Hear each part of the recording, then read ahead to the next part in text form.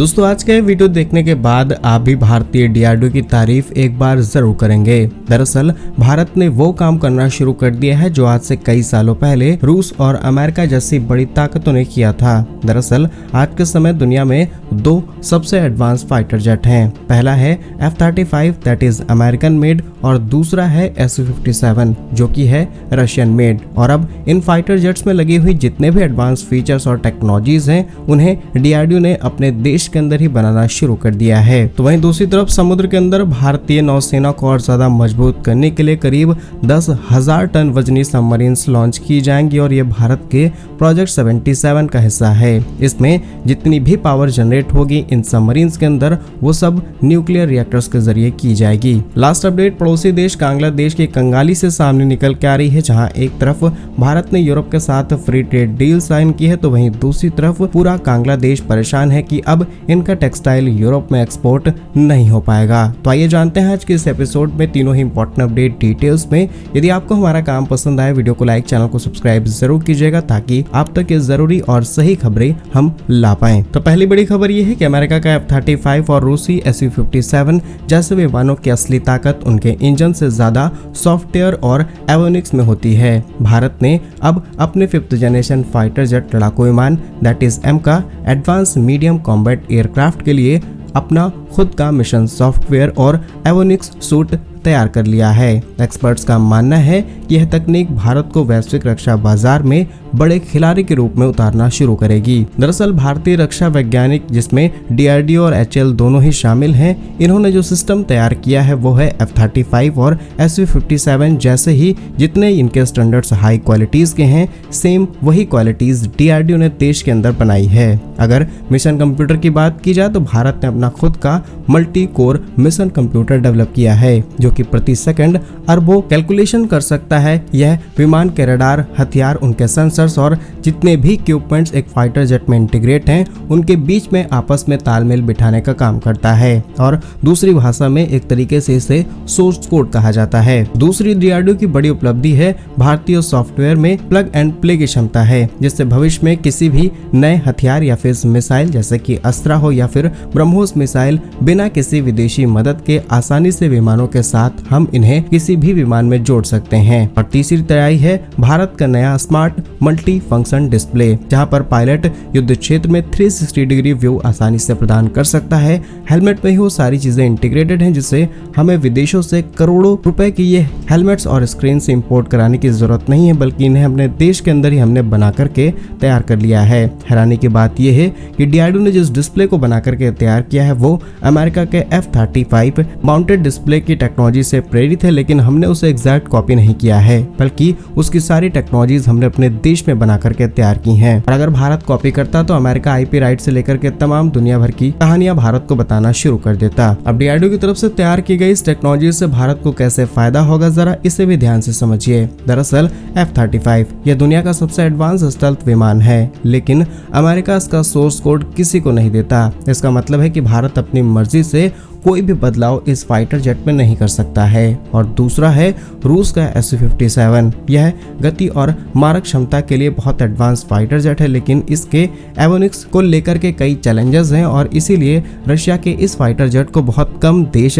खरीदना प्रेफर करते हैं। हालांकि भारत के सामने कई एडवांस ऑफर्स हैं कि भारत इस फाइटर जेट को खरीद ले। भारत चाहे तो अपने देश के अंदर ही इस 5th जनरेशन फाइटर जेट को तैयार कर सकता है, लेकिन कई कॉम्प्लिकेशंस की वजह से भारत शायद इस डील को आगे नहीं बढ़ा रहा। इसके अलावा भारत अपने M का प्रोग्राम के लिए ओपन आर्किटेक्चर सॉफ्टवेयर बना रहा है। इसका फायदा यह है कि भारत को ना तो रूस ना तो अमेरिका के आगे झुकना पड़ेगा, ना ही उनकी शर्तें माननी पड़ेंगी अपने फाइटर जेट को डेवलप करने के लिए। इसी के साथ विदेशी एवियोनिक्स की तुलना में स्वदेशी सॉफ्टवेयर लगभग 40% सस्ता है। एक लड़ाकू विमान की कुल कीमत का 30 से 35% हिस्सा उसके एवियोनिक्स से ही डिसाइड करते हैं और हमने 40% कम प्राइस पर उसे तैयार किया है। इसी के साथ युद्ध के समय विदेशी कंपनी कंपनियां अपने सॉफ्टवेयर को लॉक कर सकती हैं, लेकिन स्वदेशी सॉफ्टवेयर पर भारत का कंट्रोल रहेगा और हम अपने हिसाब से विमानों को ऑपरेट कर सकते हैं। इसका एक जीता जागता एग्जांपल अगर आपको बताएं तो अमेरिका का अगर F-35 किसी भी देश में इस्तेमाल हो रहा है और अगर अमेरिका के हितों के खिलाफ उस देश ने जाने की कोशिश की तो अमेरिका में बैठा हुआ अमेरिकी डिपार्टमेंट एक बटन दबाएगा और फाइटर जेट हवा से तुरंत जमीन में आकर के खड़ा हो जाएगा। तो उस फाइटर जेट को आप हिला नहीं सकते हैं जब तक अमेरिका की परमिशन नहीं होगी। तो आप समझ सकते हैं कि किस तरीके से अमेरिका दुनिया पर कंट्रोल करता है और करना चाहता है। इसीलिए देसी सॉफ्टवेयर, देसी टेक्नोलॉजीज होनी कितनी ज्यादा इंपॉर्टेंट है। तो डीआरडीओ की इस बड़ी तैयारी के लिए कमेंट बॉक्स में जय हिंद बनता है। दूसरी बड़ी खबर भारतीय नौसेना से सामने निकल के आ रही है, जहां पर भारतीय नौसेना अब और ज्यादा मजबूत होने वाली है, क्योंकि प्रोजेक्ट 75I के बाद अब प्रोजेक्ट 77 इसके अंदर न्यूक्लियर सबमरीन शामिल की जाएंगी, उसको तेज किया जा रहा है। और इस बार के बजट ने साबित कर दिया कि जल्द ही भारत अपने S5 क्लास की सबमरीन्स और प्रोजेक्ट 77 को बहुत तेजी से बूस्ट करने वाला है। वर्तमान में भारत के पास अरिहंत क्लास की पनडुब्बियां हैं, लेकिन S5 क्लास उससे कहीं अधिक बड़ी और घातक होंगी। शेप साइज की बात की जाए तो S5 पनडुब्बियों का वजन लगभग 13,500 टन होगा, जो कि अरिहंत क्लास जो कि 6,000 टन वजनी है, इनसे लगभग 2 गुने से भी अधिक होगा। मारक क्षमता की बात की जाए तो यह पनडुब्बी 12 से 15 K6 बैलिस्टिक मिसाइलों से लेस होगी, जिनकी मारक क्षमता 8,000 से 10,000 किलोमीटर तक होगी, यानी कि पूरे हिंद महासागर में भारत का दबदबा। इसका मतलब है कि भारत समुद्र के नीचे से ही दुनिया के किसी भी कोने को निशाना बना सकता है। इसमें 190 मेगावाट के शक्तिशाली स्वदेशी प्रेशराइज्ड लाइट वाटर रिएक्टर्स लगे होंगे, जो कि इसे हफ्तों तक पानी के नीचे रहने की ताकत देंगे। और प्रोजेक्ट 77 क्या है जरा इसे समझिए। जहां SSBN का काम परमाणु रिटर्नेंस है, वहीं प्रोजेक्ट 77 के तहत बनने वाली 6 पनडुब्बियां हमलावर पनडुब्बियां होंगी। ये पनडुब्बियां दुश्मन के एयरक्राफ्ट कैरियर और पनडुब्बियों को शिकार करने के लिए तैयार की गई हैं। ये डीजल पनडुब्बियों की तुलना में कई गुना ज्यादा अधिक तेज और शांत रहती हैं। इन्हें विशाखापट्टनम के शिप बिल्डिंग सेंटर यानी SBC में बनाया जाएगा। भारत सरकार ने इसके लिए लगभग 45,000 करोड़ रुपए के बजट को मंजूरी दे दी है। और अगली डिटेल्स आपको बताएंगे तो आप खुद खुश हो जाएंगे। दरअसल चीन जिस तरीके से अपनी नौसेना को मजबूत करा, हिंद महासागर के अंदर अपनी प्रेजेंस को मजबूत करने की कोशिश में है, भारत ने एक कदम आगे चलते हुए चीन की सारी चाल फ्लॉप कर दी है। दरअसल जो S5 क्लास सबमरीन्स हम अपने देश में लाने वाले हैं, ये चाइना की टाइप 094 से बहुत ज्यादा एडवांस होगी।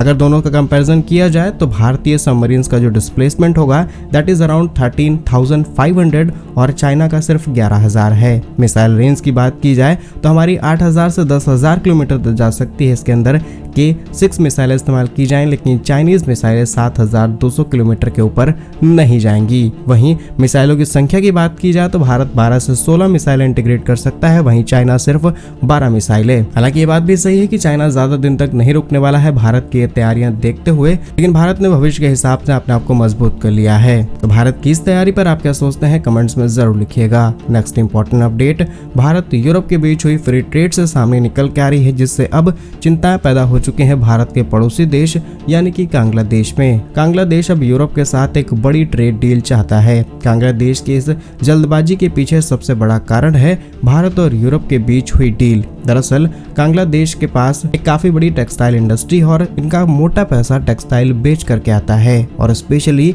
इनके देश में मौजूद जो रेडीमेड गारमेंट्स है ज्यादातर पैसा उसी का है। अब यूरोपीय बाजार में ये कपड़ा एक्सपोर्ट नहीं होगा, क्योंकि भारत यूरोप की डील के बाद भारतीय कपड़े इतने ज्यादा कम प्राइस पर यूरोप के अंदर ड्यूटी फ्री एक्सपोर्ट होंगे, जिससे हम सस्ती चीजें एक्सपोर्ट करेंगे। वहाँ के सेलर्स को, वहाँ के इम्पोर्टर्स को फायदा होगा, तो डेफिनेटली वो बांग्लादेश की चीजें इम्पोर्ट नहीं कराएंगे, तो ओवरऑल भारत को फायदा होगा। बांग्लादेश को डर है कि भारत के साथ हुए फ्री ट्रेड के बाद इनके एक्सपोर्ट्स 10 से 12% तक घटेंगे और भारत के 20 से 25% तक बढ़ेंगे। तो डेफिनेटली इन्हें नुकसान है। अब देखते हैं कि ये इसका सॉल्यूशन किस तरीके से निकालते हैं। बाकी बांग्लादेश ने भारत के साथ रिश्ते खुद खराब किए हैं। जो कभी उछल कूद मचा रहा था उसने अपने ही पैरों पर कुल्हाड़ी मार ली है। क्या कुछ कहना है आपका कमेंट्स में जरूर लिखिएगा। भारत कैसे ही वीडियोस पाने के लिए वीडियो को लाइक, चैनल को सब्सक्राइब जरूर कीजिए। वंदे मातरम, भारत माता की जय।